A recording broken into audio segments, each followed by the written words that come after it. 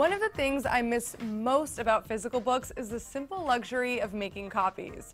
If you're an e-reader owner like me and you want to print out a page for reference or for highlighting and saving important info, you might be wondering if it's possible to get physical copies of these digital pages.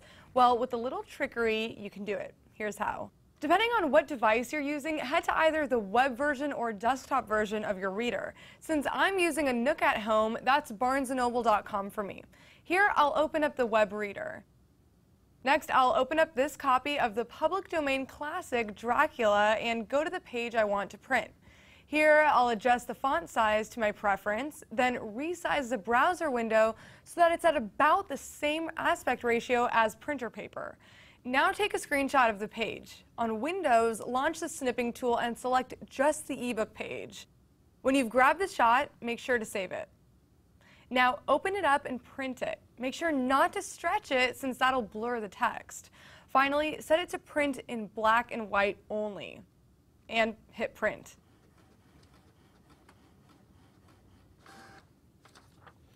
As you can see, it's pretty close to making copies of an actual book. In fact, it's even better since you have control over the font size. But remember that if you want to do any highlighting, your best bet is to print with a laser printer. Otherwise, you'll get ugly streaks that look something like this. Just repeat this process for any other pages you want to print, but be sure to tackle this project for personal use only. Oh, and if you have an e-ink reader, you can just make a copy of the screen that looks something like this. But do plan to do some trimming.